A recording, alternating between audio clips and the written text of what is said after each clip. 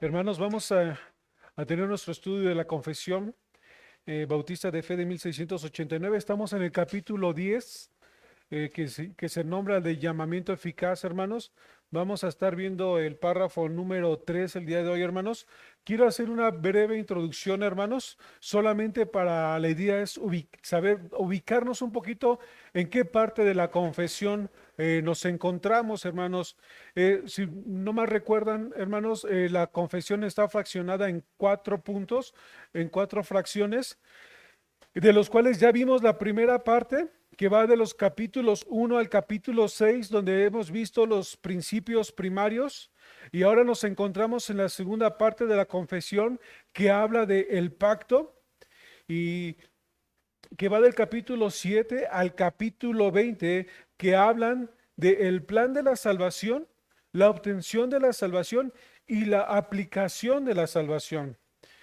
En el capítulo 7 que hemos visto ya, de esta segunda parte de la confesión, habla del pacto de Dios, donde pudimos ver la definición de pacto.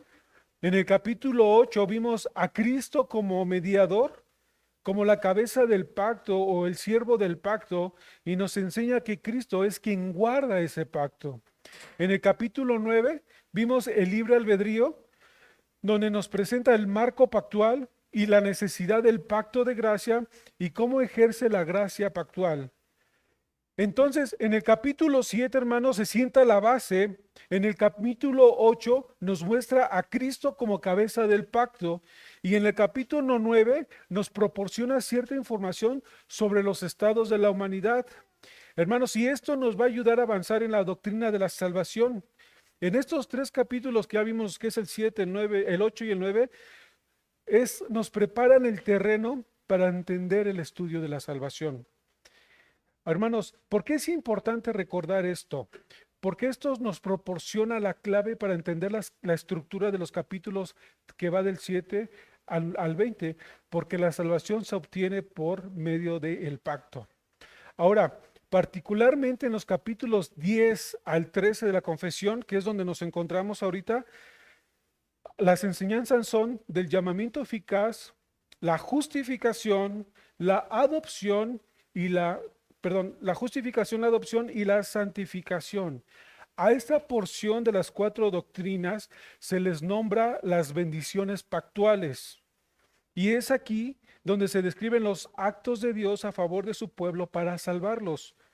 O, en otras palabras, la aplicación de la salvación. Entonces, en otras palabras, ¿quién es el que llama eficazmente? ¿Quién es el que justifica? ¿Quién es el que adopta? ¿Y quién es el que santifica? Definitivamente estas son las aplicaciones de Dios para la salvación de su pueblo. Y hermanos, y es en esta parte donde prácticamente nos encontramos ahora, en el capítulo 10, en esta segunda porción de la confesión, que habla del llamamiento eficaz, donde ya empezamos a ver con nuestros hermanos los 2 párrafos primeros. Entonces, estamos en la parte de cómo Dios obra para aplicar la salvación a su pueblo. Y hermanos, creo que hasta aquí ha quedado muy claro la definición de la doctrina del llamamiento eficaz y sabemos que es necesaria para la salvación del hombre pecador, que por su naturaleza caída el hombre eh, no tiene la capacidad de buscar a Dios porque está muerto espiritualmente e incapacitado para todo bien, como ya lo hemos estudiado, y que ni la voluntad del hombre ni su obrar contribuyen a su salvación ni ayudan en el proceso de regeneración. Entonces es de Dios únicamente el tener misericordia. Es Dios quien hace el llamado por medio de su palabra y la obra regeneradora del Espíritu, que ambos son los que contribuyen a que este llamado al arrepentimiento y a la fe en Cristo sea eficaz. Ujú. Entonces, solamente recordamos también lo que vimos la semana antepasada con nuestro hermano Víctor, que él nos expuso el llamamiento general y el llamado eficaz.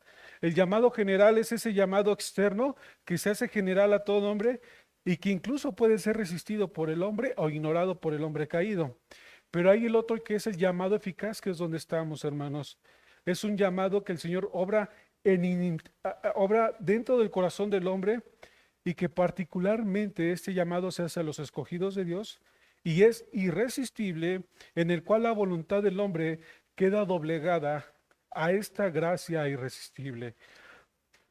Se me venía a mí un ejemplo de Jeremías capítulo 20, versos 7 y 9 al 9.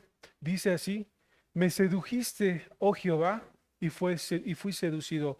Más fuerte fuiste que yo y me venciste. Cada día he sido escarnecido, cada cual se burla de mí, porque cuantas veces hablo, doy voces, grito, violencia y destrucción, porque la palabra de Jehová me ha sido para afrenta y escarnio cada día. Y dije: No me acordaré más de él, ni hablaré más en su nombre. No obstante, había en mi corazón como un fuego ardiente metido en mis huesos. Traté de sufrirlo y no pude. Hermanos, es ese llamado, esa gracia irresistible como la que expresa aquí Jeremías, que es un llamado de Dios tan intenso que aunque el hombre quiera resistirlo, no va a poder. Por eso aquí mismo Jeremías estaba llamado a ser profeta, aunque él trataba de sufrir o trataba de resistirlo y no pudo. Por eso dice: Me sedujiste, oh Jehová, y fui seducido. Más fuerte fuiste que yo y me venciste. Esto nos enseña que este llamado eficaz proviene únicamente por la gracia libre y soberana de Dios y no del hombre, hermanos. ¿Sí? Entonces, ya vimos, hermanos, que como dice la palabra, que no depende del que quiere ni del que corre, sino de Dios que tiene misericordia. Y como lo que también ya hemos visto que este medio, ¿cuáles son los medios, perdón, que Dios usa para este llamado eficaz? Para que este llamado sea eficaz, ¿cuáles son los medios? Y el párrafo número 1 nos dice que Dios llama eficazmente a los predestinados para vida eterna por su palabra y su espíritu. Las dos se unen en unidad, tanto la palabra como el espíritu son ambas cosas, pues, hacen que el llamado a los elegidos sea eficaz, que sea eficaz. ¿Sí, hermanos? Entonces ya vimos que solamente aplica a los que el Señor ha elegido y que, bueno, son los únicos medios que el Señor usa para regenerar al hombre y para ser llamados eficazmente. Un ejemplo, hermanos, nada más para recordar, ¿se acuerdan de Lidia en el libro de los Hechos 16:14? Dice: Entonces una mujer llamada Lidia, vendedora de púrpura de la ciudad de Tiatira, que adoraba a Dios, estaba oyendo, y el Señor abrió el corazón de ella para que estuviese atenta a lo que Pablo decía. Es así como funciona este llamado, hermanos. Se expone la palabra, el Señor abre el corazón de las personas, regenera el corazón caído para que la semilla, que es la palabra, caiga en buena tierra y dé fruto para lo cual es enviado. Ahora, hermanos, en Romanos 10:17 dice la Escritura que así que la fe viene por el oír y el oír por la palabra de Dios. Entonces, hermanos, creo que hasta aquí estamos claramente convencidos que la palabra de Dios es el medio que Dios utiliza para llamar al pecador al arrepentimiento. Y es el Espíritu de Dios que hace que este llamado sea eficaz, porque es un llamado interno donde obra el Espíritu y regenera el corazón para que este llamado sea irresistible y la voluntad del hombre queda doblegada. Creo que hasta ahí estamos de acuerdo, hermanos. Ahora, hermano, aquí pueden surgir algunas cuestiones. Si el Evangelio es el medio que Dios utiliza para llamar a los pecadores al arrepentimiento y a la fe, la pregunta es: ¿qué pasa con los niños, con los bebés que mueren en la infancia? ¿Qué pasa con los niños que mueren incluso en el vientre de sus madres? Aquellos niños que no tienen la capacidad de comprender el Evangelio ni de reconocer su naturaleza. ¿Qué pasa con aquellas personas que no tienen la capacidad mental o de entender y razonar la palabra y llegan a morir? ¿Cómo pueden ser salvos si el medio que Dios utiliza para llamarlos es la palabra de Dios, como lo hemos visto? Y que por su incapacidad ellos no pueden responder en arrepentimiento y fe. No se les puede exigir que se arrepientan o que tengan fe por su incapacidad. Pero si estas personas llegan a morir, ¿qué pasa con sus almas? Y prácticamente es lo que nuestro párrafo número 3 nos enseña, hermanos. A este párrafo le podemos poner como título Salvación infantil, o en otras palabras, ¿cómo aplica Dios la salvación a los infantes? ¿Cómo aplica Dios? Porque estamos en esta parte del llamamiento eficaz y estamos en la porción de la confesión donde se dice que cómo aplica Dios la salvación al hombre. Ya vimos que es a través del llamado eficaz, que a través de las personas que tienen la capacidad de arrepentimiento y fe, el Señor regenera el corazón y los llama eficazmente para que vengan a Él en arrepentimiento. Pero en estas criaturas, ¿cómo obra el Señor para salvarlos? Vamos a leer nuestro párrafo número 3, hermanos. Dice nuestra confesión. Los niños elegidos que mueren en la infancia son regenerados y salvados por Cristo por medio del Espíritu, quien obra cuando, dónde y como quiere. Así lo son también todas las personas elegidas que sean incapaces de ser llamadas externamente por el ministerio de la palabra. ¿Sí? Ajá. O sea, este párrafo habla particularmente en esos casos. Hermanos, cabe destacar que la naturaleza de este párrafo no es del todo teológico, sino más bien es un carácter pastoral. ¿Por qué, hermanos? Porque recordemos que los autores de la Confesión, antes de ser teólogos, eran pastores. Y el objetivo de este párrafo, hermanos, que lo que hicieron nuestros hermanos, era consolar a los padres que habían experimentado la pérdida de uno o más hijos en la infancia, ya que por el contexto de aquellos tiempos, por la falta de hospitales, la falta de medicamentos insuficientes o muchos factores, hacían que los pequeños murieran a temprana edad o incluso dentro del vientre de sus madres. O también derivado de problemas durante el embarazo, un mal parto, había pequeños que pudieran nacer mal de sus facultades mentales. Entonces, el objetivo de este párrafo era prácticamente para animar y para consolar a los hermanos de aquellos tiempos que habían experimentado la pérdida de un hijo.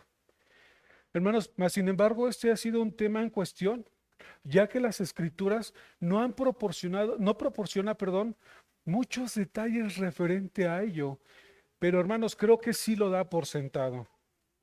Hermanos, es por eso que ante este tipo de temas debemos de ser muy cuidadosos de no humanizarlo, porque sí es verdad, hermanos, sí se entiende, pues al mirar la inocencia de un pequeño, un bebé indefenso de meses, podemos llegar a pensar que qué culpa puede tener un bebé, un pequeñito, tal vez un niño que ha sido abortado y que tú ves la inocencia de estos niños, al mirar sus tiernos cuerpos que renuncian al don de la vida en tan corto tiempo. Hermanos, esto es un poco difícil procesarlo emocionalmente y es porque los sentimientos muchas veces se anteponen y podemos cometer errores, hermanos, anteponiendo los sentimientos por encima de los principios básicos del Evangelio. Ese es el objetivo, hermanos. Hermanos, este tema es difícil y conmovedor y debe ser comprensible, pero las Sagradas Escrituras son nuestra norma infalible de la verdad. Por eso, para tener una respuesta a este tema, hermanos, debe comenzar y debe terminar con las Sagradas Escrituras y no apresurarnos a emitir un juicio fuera o exento de las Escrituras. Eso es ahí donde a veces los sentimientos nos llevan a ello, hermanos. Entonces, ¿cómo tener una respuesta clara ante este tipo de circunstancias? Vamos a ver nuestra primera parte del párrafo. Dice, los niños elegidos que mueren en la infancia. Hermanos, para empezar, ¿qué significa esta frase que los autores de la confesión están tratando de transmitir en esta frase? Esta frase no dice quién es elegido y quién no. Tampoco dice que todos los niños que mueren son elegidos, ni que algunos niños que mueren son elegidos. Esta frase lo que hace, hermanos, se utiliza para distinguir a los niños elegidos que mueren en la infancia de los niños elegidos que viven en la infancia. Esta frase también afirma que la salvación de los niños que mueren en la infancia es únicamente por la gracia de Dios y no porque lo merezca o por su inocencia. ¿Sí, hermanos? O sea, no vamos a alterar los principios básicos del Evangelio. Este es el objetivo que están haciendo nuestros hermanos aquí. Hermanos, notemos que los autores de la confesión, de una manera tan sabia y cuidadosa, en ningún momento pasan por alto o quebrantan los principios básicos del Evangelio referente a este tema. Vamos a ver cuáles son esos principios, hermanos. Vamos a ver al menos tres aquí, hermanos. Y el número uno, hermanos, eh, la culpa por el pecado imputado o el pecado original. ¿Sí? Entonces, para entender esto, hermanos, se dice que cualquier teología de la salvación que sea bíblicamente fiel, debe comenzar con el hecho de que todos los seres humanos nacemos marcados con el pecado original y somos concebidos con la culpa por el pecado. Esa es la base del principio del Evangelio donde se debe de partir, hermanos, del reconocer el pecado, ya sea el pecado particular o el pecado original que todos nacemos con esa culpa, hermanos. Primero debemos saber que todo ser humano hereda el pecado original o la culpa del pecado. Tal es así que se hereda la muerte física. Y esta muerte física está mostrando que estamos en pecado. Cualquier persona que muere está mostrando que estamos bajo ese pecado, aunque no se haya cometido ninguna transgresión real o particular de la persona. Entonces, no podemos afirmar tampoco que los niños nacen en un estado de inocencia, hermanos, porque el único estado de inocencia que pisaron esta tierra fue Adán y Eva, pero ellos cayeron. O sea, todo ser humano nace con ese estado caído, hermanos, pero no en un estado de inocencia. Porque dice la escritura en 1 capítulo 15, versículo 22, porque así como en Adán todos mueren, todos, absolutamente todos mueren, viene la contraparte. También en Cristo todos serán vivificados. Entonces, eso es una claridad, hermanos, que todo ser humano muere porque nacemos con esa culpa del pecado, el pecado original. Y esto, hermanos, es una verdad, una gran verdad que no puede ser omitida en estos casos. El considerar que todo ser humano ha heredado el pecado original. Pues si los pequeñitos que mueren no hubieran estado en pecado, simplemente no morirían. Ajá, es algo evidente que hay que reconocer, hermanos. Quiero leer algunos textos, hermanos. Dos textos en Salmo 51:5, hablando David, dice, he aquí, en maldad he sido formado y en pecado me concibió mi madre. Otro texto que les voy a leer es el Salmo 58, capítulo 58, verso 3. Se alejaron los impíos desde la matriz, se descarriaron desde el vientre, hablando mentira. Hermanos, estos textos, lo que yo estoy tratando de decir es que estos textos nos enseñan claramente que no hay tal cosa como un humano sin pecado. Una cita de un varón, Albert Barnes, referente al Salmo 51, cuando David pecó con Betsabé y en el Salmo muestra su arrepentimiento, dice de esta forma referente al Salmo 51. Este lenguaje que expresa David en este Salmo simplemente remonta su pecado al momento en que comenzó a existir. Esta expresión lo remontaba a su nacimiento y al comienzo mismo de la vida. Cuando hubo los primeros indicios de vida en el vientre de su madre, o sea, en su concepción, estaba reconociendo que David era pecador desde el vientre de su madre, desde la misma concepción, hermanos, porque siempre ha sido un tema en debate desde cuándo inicia la vida, en el embrión y todo eso. Y yo creo que este texto, incluso otros teólogos lo sacan precisamente para debatir temas como el aborto, ¿no? Desde dónde inicia la vida y cuándo no. Y este es uno de los temas que normalmente utilizan, de dónde viene, desde el momento de la concepción existe la vida, hermanos. Desde el momento que la personita empieza a trabajar su cerebro, su corazoncito, ya hay vida ahí, hermanos. Ese es lo que nos está transmitiendo aquí David. Y la idea que también transmite David es que tan pronto como comenzó a existir, fue un pecador. O tuve entonces una inclinación a pecar, una inclinación cuya triste prueba y resultado es ese nombre acto de culpa que he cometido. Él lo que estaba diciendo aquí David es que el resultado de que él nació en pecado, que fue concebido en pecado, eso es una muestra clara de que lo que hizo con Betsabé Fue desde la misma naturaleza y la inclinación a pecar que él traía desde que nació, hermanos, de esa naturaleza y esa inclinación al pecado. Y vemos aquí también pues, que prácticamente está implícita la doctrina del pecado original que ya estuvimos estudiando. Por eso es importante los estudios anteriores que ya vimos, porque nos va a ir llevando de la mano para ir entendiendo las próximas doctrinas. Hermanos, entonces vemos que todo ser humano desde los primeros indicios de vida y su existencia aún en el vientre de su madre son culpables de pecado ante Dios. Por lo tanto, es necesario la regeneración del espíritu y la obra de Cristo para ser salvos. ¿Sí? La regeneración de su corazón y la imputación de la justicia de Cristo. Entonces, estos pequeños, aunque no son capaces de comprender el llamado por medio del Evangelio ni de escucharlo, sí se requiere de dos cosas, hermanos, y que son de suma importancia. La obra regeneradora del Espíritu y la obra de Cristo, como nos lo dice nuestro párrafo, hermanos. Y aquí vamos a pasar a nuestro segundo punto. Entonces ya vimos que hay una naturaleza que hay en los pequeñitos que vienen con la culpa del pecado, pero ahora, ¿cómo Dios aplica la salvación a estos pequeños? ¿Cómo obran ellos? Vamos a leer nuestro párrafo de la confesión.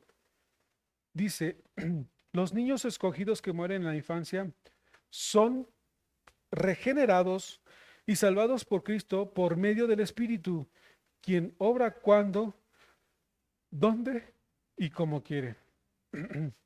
Entendamos que si los niños que mueren en la infancia son salvos, no es porque son niños o por su inocencia o porque no han pecado, sino por la bendita gracia y misericordia de Dios que a él le ha placido que así fuera. Nada más, hermanos. Entonces podemos dar por sentado de que si estos pequeños hubieran sido impecables y sin culpa, pues no habría necesidad de salvación. ¿Sí? El párrafo nos enseña que sí se necesita la obra del Espíritu y se necesita la obra de Cristo para ser salvos. Pero si no hubiera culpa, entonces no hubiera necesidad de salvación. Es la culpa que traen imputada, ¿no? Sino que son salvados por la operación especial del Espíritu Santo y por Jesucristo su Salvador. Entonces la obra pues es una obra muy particular y muy especial, muy diferente a la ordinaria en la que muchos de nosotros hemos experimentado. Y bueno, la confesión nos da principios del Evangelio para saber cómo Dios aplica la salvación a estos pequeños. Aquí voy a sacar dos incisos. Inciso A, se requiere la regeneración porque es necesario nacer de nuevo o tener otra naturaleza. Ya que tenemos una naturaleza caída, se necesita esa regeneración. Es verdad, los pequeños tal vez no tienen culpa por su propio pecado, propio pecado particular, pero sí traen la culpa heredada por el pecado y traen esa naturaleza caída. Y es necesario, hermanos, es necesario que sea regenerado su corazoncito, hermanos. Es necesario. Y veamos la regla infalible y uno de los principios fundamentales del Evangelio. Y para ello quiero que me acompañen a leer en el Evangelio de Juan, capítulo 3. Evangelio de Juan, capítulo 3, versículo 1 al 8.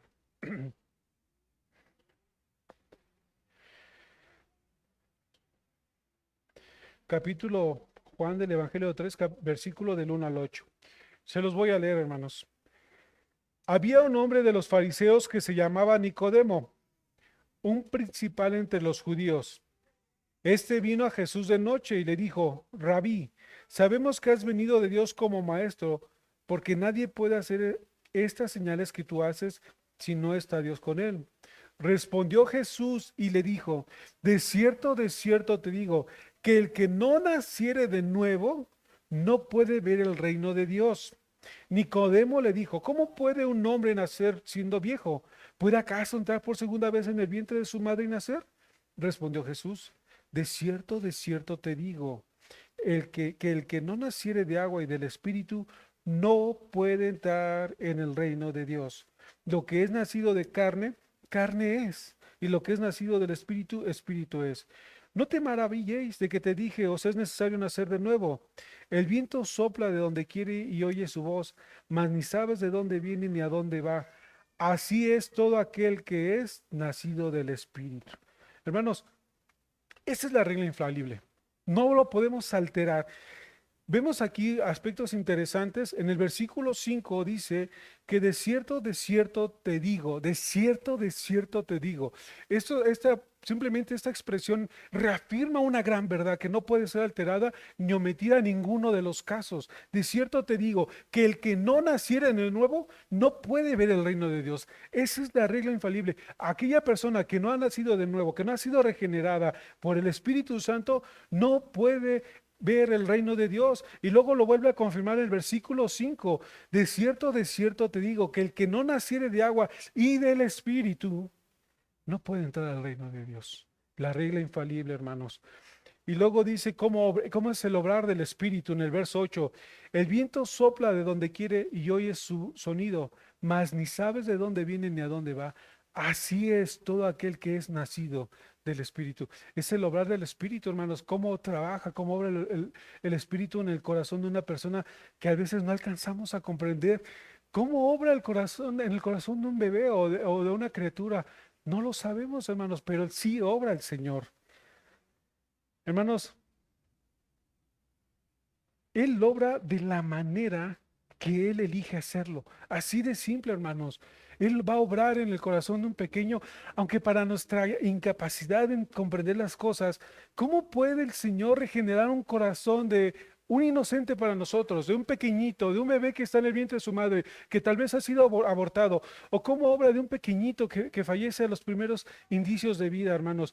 El Señor obra de manera que Él escoge, hermanos, pero de que tiene misericordia. Y esto es clarísimo de entender en estos casos. Los pequeños son llamados eficazmente por Dios de una manera especial, hermanos, de una manera extraordinaria, aún en el vientre de su madre. A diferencia de unas personas como nosotros hemos experimentado mucho, muy diferente, hermanos. A una persona ya grande se te demanda fe, se te demanda arrepentimiento, como lo vamos a ver más adelante. Se te va a demandar santificación, se te va a demandar obedecer la ley de Dios. En un pequeño es mucho, muy diferente, hermanos. Hermanos, un ejemplo de cómo obra el Espíritu Santo lo vemos claramente en Juan el Bautista, hermanos. En Lucas 1:15 se nos dice, porque será grande delante de Dios, no beberá vino ni sidra, será lleno del Espíritu Santo aún desde el vientre de su madre. Será lleno del Espíritu aún desde el vientre de su madre. ¿Y qué podemos decir también de Jeremías? En Jeremías capítulo 1, verso 5 dice, antes que te formase en el vientre te conocí, y antes que nacieses te santifiqué, te di por profeta a las naciones. Hermanos, algunos podríamos decir, bueno, hermanos, pero estás hablando de Juan el Bautista y Jeremías. O sea, fueron profetas, fueron eventos extraordinarios. Hermanos, solamente el sacar estos ejemplos es el obrar soberano de Dios, y que así obra el Espíritu de gracia, y que para el Señor no es imposible obrar como obró en el embrión de Jeremías o en el embrión de Juan el Bautista. Lo mismo puede hacer con cualquier criatura que está destinada a morir a una corta edad. Estos son los principios básicos del Evangelio, que es la regeneración por el Espíritu, y Dios puede obrar en un embrión desde el momento de la concepción, hermanos, por su propia y soberana voluntad. Hermanos, y continuemos con el ejemplo de Juan el Bautista, hermanos. En Lucas 1:41 dice, y aconteció que cuando Elizabeth oyó el saludo de María, la criatura saltó en su vientre. ¿Te puedes imaginar, hermanos, ese evento, ese momento? Juan el Bautista saltó porque estaba lleno de gozo, hermanos. Aunque todavía no nacía y no podía comprender o razonar muchas cosas, pero la obra del Espíritu en el embrión de Juan el Bautista, él despertaría la conciencia espiritual y podía responder al Espíritu de Dios, obrando, regenerando ese corazón. Hermanos, ¿te puedes imaginar ese momento, hermanos, cómo el Espíritu da vida, cómo obra incluso dentro de una criatura, dentro del vientre de su madre? O sea, eso es un caso impresionante que lo puede hacer el Señor en una criaturita que va a morir y que el Señor ya determinó que naciera o que no naciera, hermanos. Es el obrar del Espíritu de Dios. El inciso B, hermanos, se requiere la obra de Cristo también. Porque vuelvo a reiterar el mismo texto de 1 Corintios capítulo 15, 22. Porque así como en Adán todos mueren, también en Cristo todos serán vivificados.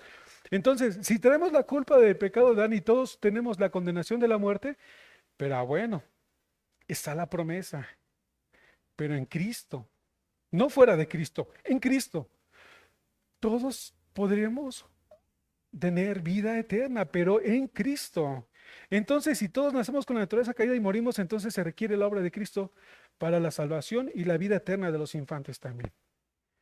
Creemos en que la obra consumada de Cristo quita la mancha del pecado original de aquellos que mueren en la infancia, al no conocer ni el bien ni el mal.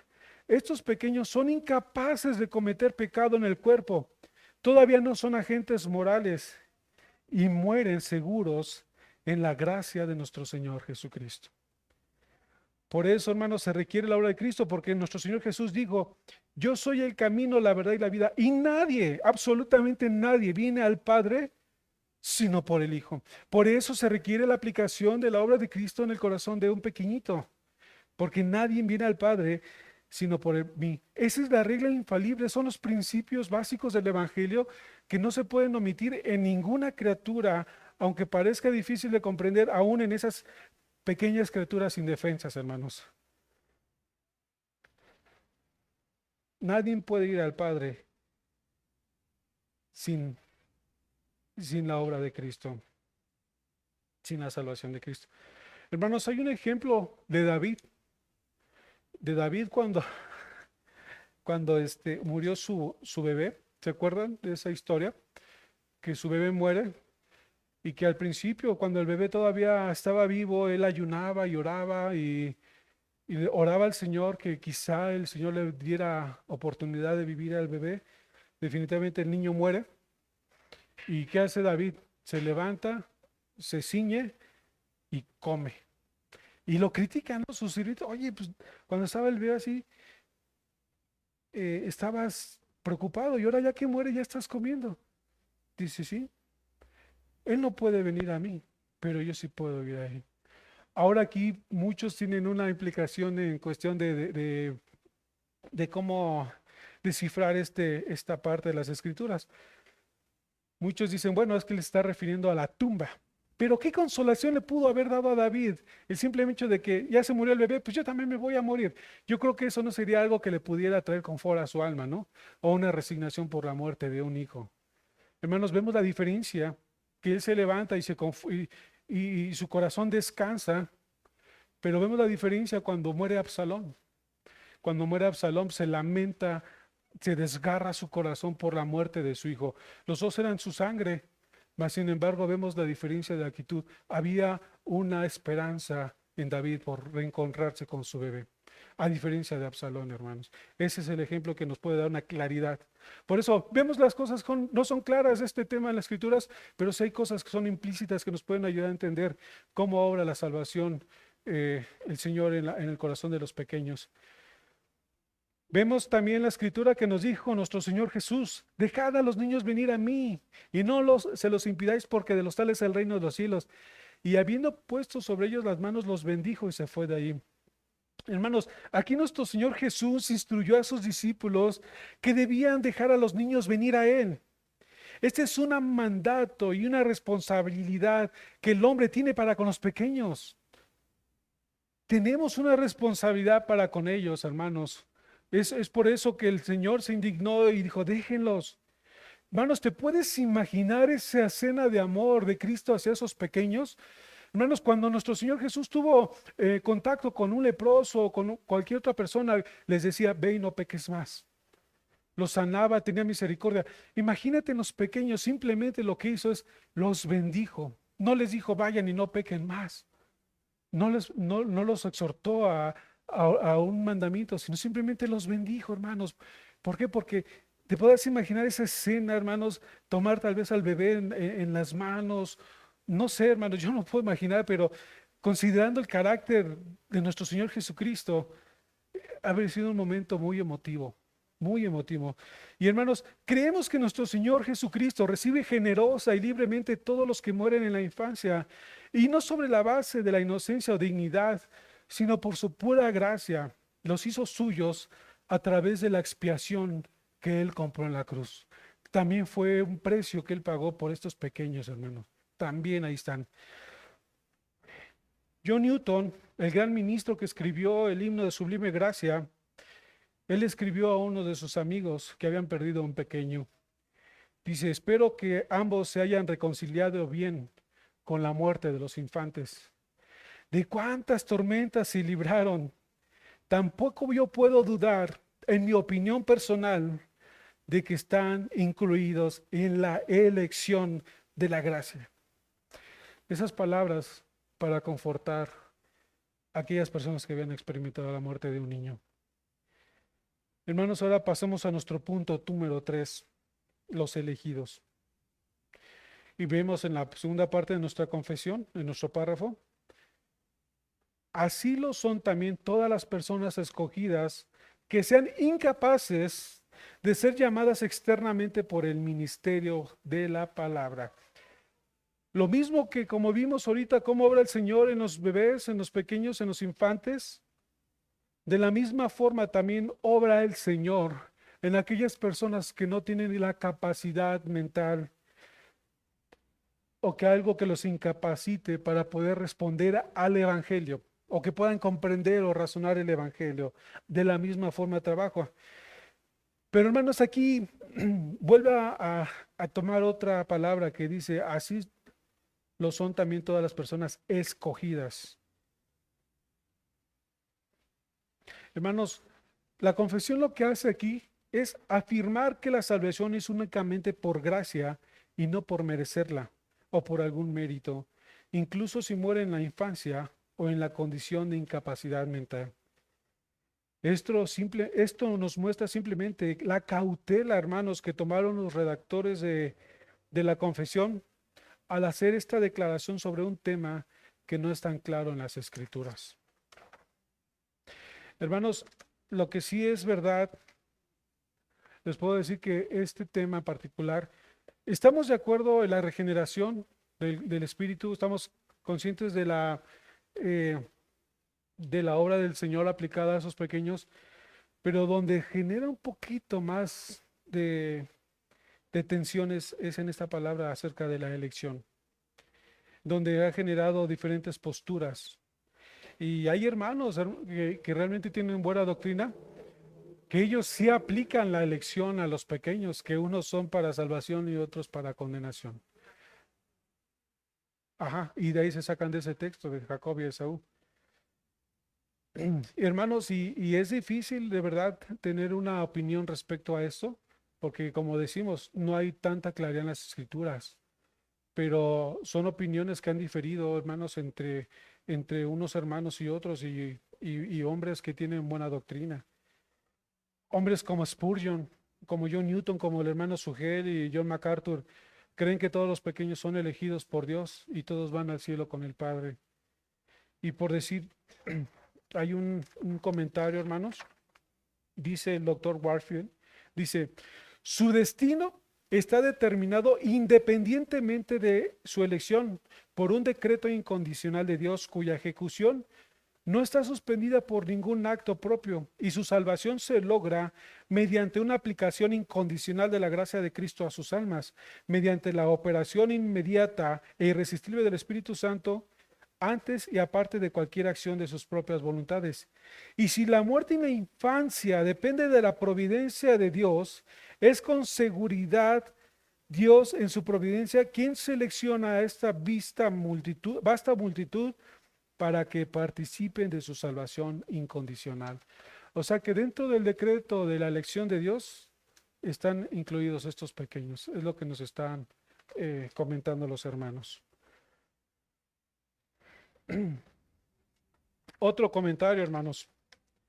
¿Cuál es entonces nuestra base para afirmar que todos los que mueren en la infancia están entre los elegidos? Primero, la Biblia enseña que debemos ser juzgados sobre la base de nuestras obras cometidas en el cuerpo. Es decir, enfrentaremos el asiento del juicio de Cristo y seremos juzgados no sobre la base original no sobre la base del pecado original, sino por nuestros pecados cometidos durante nuestras propias vidas. Cada uno responderá a lo que ha hecho y no por el pecado de Adán. La imputación del pecado y la culpa de Adán explica nuestra incapacidad para responder a Dios sin regeneración, pero la Biblia no enseña que responderemos por el pecado de Adán. Responderemos por nuestro pecado. Pero ¿qué pasa con los bebés? Aquellos que mueren en la infancia han cometido tales pecados en el cuerpo.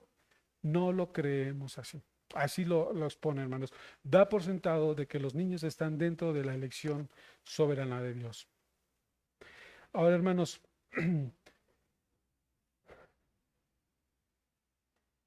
hermanos, yo creo que aquí para nosotros, para poder descansar en ello, hermanos, yo creo que podemos concluir que claramente está expuesta en este párrafo, en estas doctrinas, la soberanía absoluta de Dios, su poder y su abundante gracia, donde podemos mirar el carácter de nuestro Señor Jesucristo, que es clemente y misericordioso, justo y bueno, como la escena, hermanos, cuando el Señor bendice a los niños.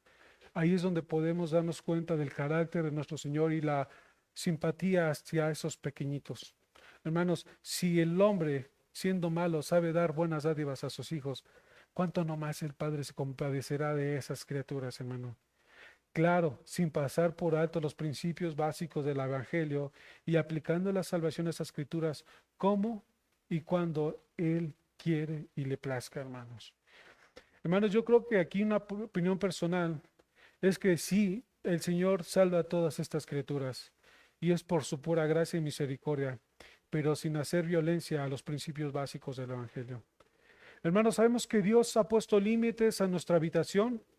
Él es absolutamente soberano sobre la vida y la muerte, la salvación y la condenación. Y el Señor decide quién nace y quién no nace. El Señor decide a qué tiempo el Señor manda a una persona a su presencia, en la infancia o en la vejez. Esa es la soberanía del Señor, hermanos. Y es ahí donde podemos descansar.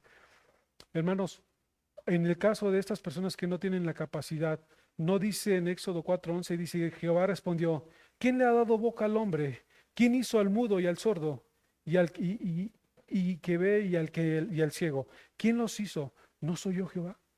¿No el Señor ha permitido que una persona nazca con alguna deficiencia física? ¿No lo dice aquí el Señor? Él decide, Él creó al mudo y al sordo, al que ve y al que no ve. Yo Jehová. Hermanos, en el Evangelio de Juan capítulo 9 vemos a un ciego de nacimiento y cuando pasa con sus discípulos le dijeron, Señor, ¿quién pecó, él o sus padres para que naciera ciego? No es que pecara él o sus padres, sino para que las obras de Dios se manifestasen en él. Hermanos, Dios permitió que este hombre naciera ciego, pues había una razón diferente y más grande, y era para manifestar las obras de Dios y para glorificarse, hermanos. Él permitió que este hombre naciera ciego, Él lo creó así, Él permitió y decretó que este hombre fuera ciego porque iba a tener un propósito en su vida. Hermanos, lo mismo va a pasar con cualquier criatura que esté incapacitado, cualquier bebé, que el Señor ha determinado el cierto número de sus días. Él lo ha hecho así, pero ¿para qué, hermanos? Para manifestar su gloria en ellos, hermanos. No para vergüenza, sino para poder manifestar su poder en ellos, hermanos. Así es para todos los pequeños, hermanos, para mostrar en ellos esos vasos de misericordia. Decía el pastor Sugel, descansamos en que todo lo que Dios haga, decida y obre, sabemos que lo que Dios haga es santo, bueno y justo. Y como dice en Romanos 11:36, porque de Él, por Él y para Él son todas las cosas, a Él sea la gloria por los siglos. Amén. Hermanos, yo creo que descansamos en eso, en la soberanía absoluta de Dios, de que sí creemos que el Señor tenga misericordia de estas criaturas, hermano. Yo creo que hay muchas preguntas aquí, y yo creo que esto también nos ayuda a nosotros como padres, como responsables de los pequeños, a instruirlos, a dirigirlos, a orar por ellos, hermanos, y, y pues buscar con vehemencia la salvación de los pequeños, hermano. Yo creo eso, así como la exhortación que nuestro Señor Jesús hizo a sus discípulos, de que no fueran un estorbo a los pequeños, más bien que fueran de bendición para ellos. dejar a los niños venir a mí. Yo creo que eso nos incluye a nosotros, hermano. Hasta aquí terminamos. No sé si haya dudas, seguramente sí, hermanos. Ajá, adelante, hermana.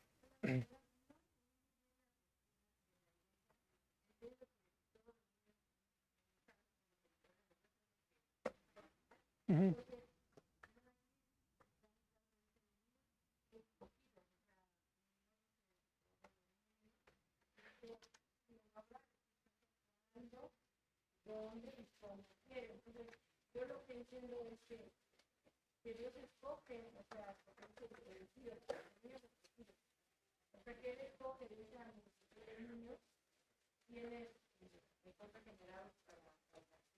ujú. Ok, precisamente ese es el punto que ha traído diferentes posturas, precisamente en la elección. O sea, porque si realmente estamos poniendo los principios básicos del Evangelio, entonces podríamos poner ahí en tensión la doctrina de la elección. Y es ahí donde de verdad hermanos tienen diferentes posturas. El hermano Miguel Núñez, él cree en la elección y aún la aplica a los pequeños. Y él dice que unos nacen para vida eterna y unos para condenación, hermanos. Otros hermanos tienen otras posturas. Digamos, es ahí donde como aún Spurgeon o John Newton, hermanos, ellos decían, pero mi opinión es esta. Ajá, o sea, no hay como decir, yo no puedo decir, hermano, no, es que todos son elegidos, o el Señor eligió a estos sí y a estos no. Hermanos, solamente podemos entender lo que es todo está bajo la mano soberana de Dios. Por eso quise sacar el versículo de Juan del ciego, porque podemos tener un prejuicio ahí como, digamos, eh, como dice el comentario, ¿no? Esto nos debe de llevar a tener cuidado de no sacar conclusiones precipitadas, como lo hicieron los discípulos. ¿Quién pecó, él o ella? ¿O él o sus papás? Ellos estaban sacando una conclusión precipitada de acuerdo a su concepción de las cosas, pero el Señor los sacó de esa idea. No, no, no es como tú piensas, sino es para que se manifiesten las obras de Dios. En estos casos, hermanos, pues eso es lo que genera tensión porque como no hay tanta claridad en las escrituras referente a este tema, es precisamente en ese punto donde se genera esa tensión. Por eso las ideas que tienen algunos, la mayoría de los hermanos que tienen buenas posturas, pues ellos sí creen que todos los niños son salvos. De hecho, hay un libro de John MacArthur que eh, se llama en los brazos de Dios, ¿no? Seguros en los brazos de Dios, algo así se llama el libro. Habla de este tema también.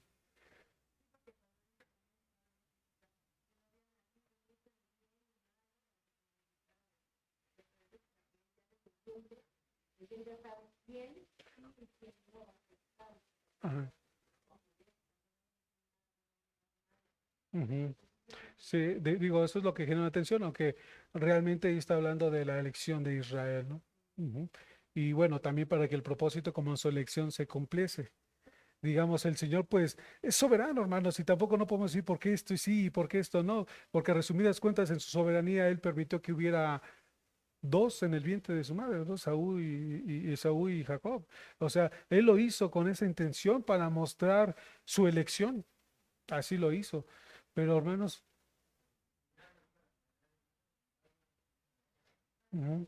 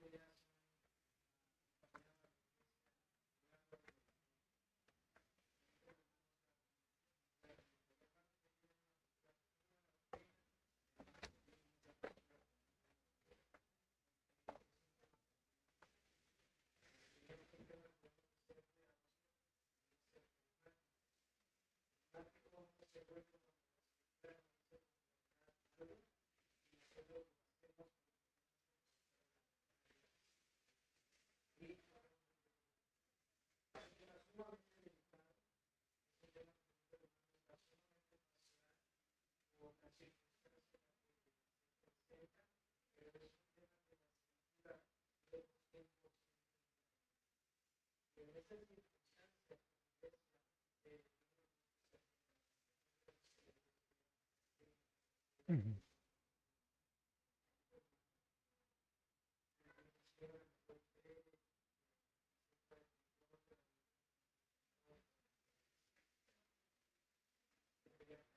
Está bien. No, y es que ese es el punto, hermana, definitivamente, ¿no? Por decir los hermanos que leí, pues, ellos decían, como ahorita el comentario de John Newton, ¿no? O sea, él decía, pero mi postura es esta, ¿no? O sea, no lo impone, simplemente lo cree por él. O sea, él está convencido que es así. Otros hermanos, pues, están convencidos la forma en que ellos crean, hermano, por la misma, eh, que no hay mucha claridad en cuanto a este tema en las escrituras. Ajá, pero más sin embargo, por eso este párrafo no es del todo teológico, hermanos, es pastoral, o sea, era para animar a los hermanos.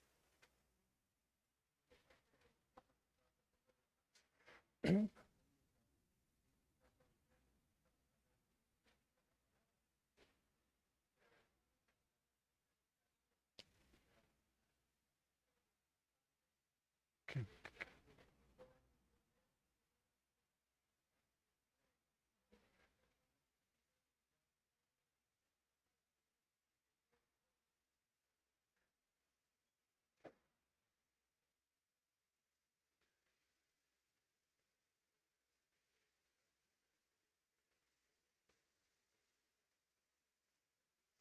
Sí, sí, sí, ese es el punto, hermano, porque, pues sí, porque hubo una elección, pero los dos vivieron, no murieron en la infancia.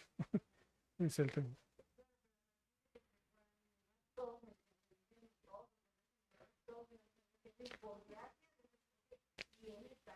Sí.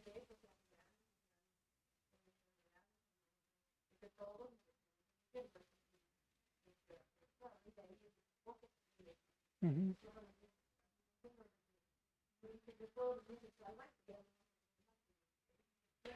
Por eso es evidente, ¿no, hermano? O sea, porque si no nacieran con culpa, pues no muriera, ¿no? O sea, es tan evidente, ¿no? Es eso, ¿no? Ujú.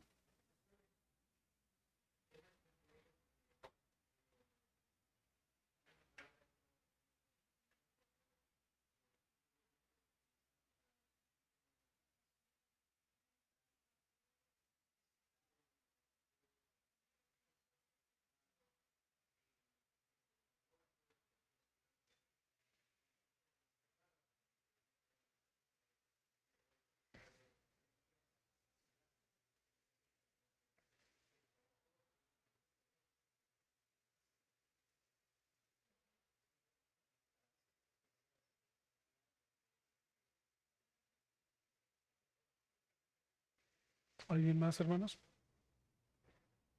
Bueno, pues vamos a dar gracias, hermano. Ese es otro tema, hermana. Según la tradición judía, es hasta los 12, 13 años, según la tradición judía. Pero bueno, es que hay niños que ya llegan a los 10 y olvídate, hermana. O sea, ya también, yo creo que aquí, como dice la escritura, ¿no? Que cuando no disciernen entre el bien y el mal, todavía como que hay cierto grado, como vamos a decirlo, de inocencia, ¿no? Pero ya hay unos niños que ya hasta antes de los 12, o sea, o ya son unas máquinas del mal, hermano. Ya disciernen, ya identifican entre el bien y el mal. O sea, yo creo que no hay la media en cuanto a la edad. Yo creo que ahí ya cuando el niño ya tiene un potencial y sí discierne perfectamente bien lo que es bueno y lo que es malo. Ajá, yo creo que ahí sería más que nada el punto, no tanto la media, sino la forma en que cómo discierne, porque la escritura sí es clara en eso, ¿no? Que precisamente en Deuteronomio acerca del pueblo, ¿no? Cuando no iba a entrar esa generación, sino que los niños, los bebés que pensaban que ellos iban a ser presa, dice, pues ellos van a entrar a la tierra prometida. Y de ahí también se basa, ¿no? Para aplicar la salvación a los infantes. Que resumidas cuentas, decía el Señor que no, que no podían discernir entre el bien y el mal. Entonces, como que yo creo que ese sería el punto más bien, ¿no? De acuerdo hasta su capacidad. De ahí yo creo que partiríamos.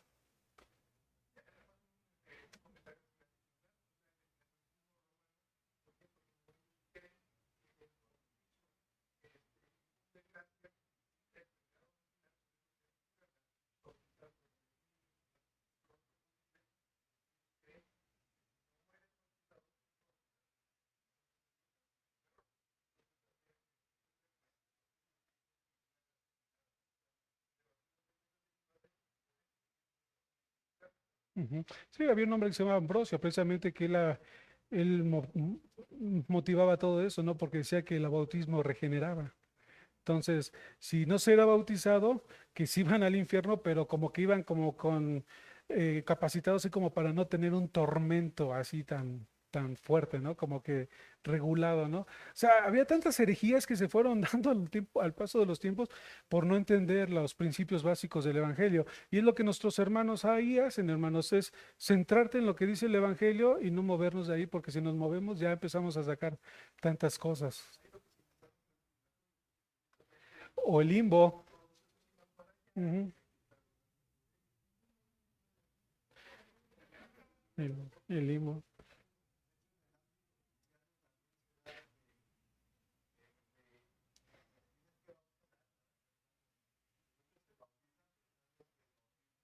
Regenera, sí, exacto.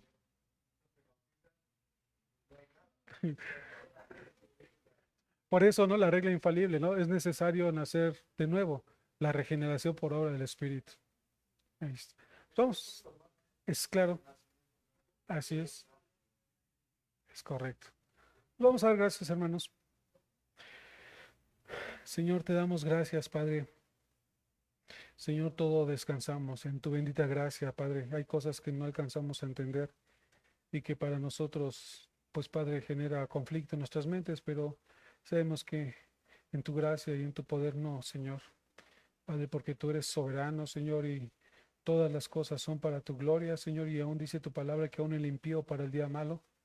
Señor, te agradecemos, Padre, por permitirnos conocerte más y que no nos movamos de tu palabra que es infalible, Señor. Bendice a mis hermanos a lo largo de esta semana, guárdanos y líbranos de todo mal, Padre. Te lo pedimos en nombre de Jesús. Amén.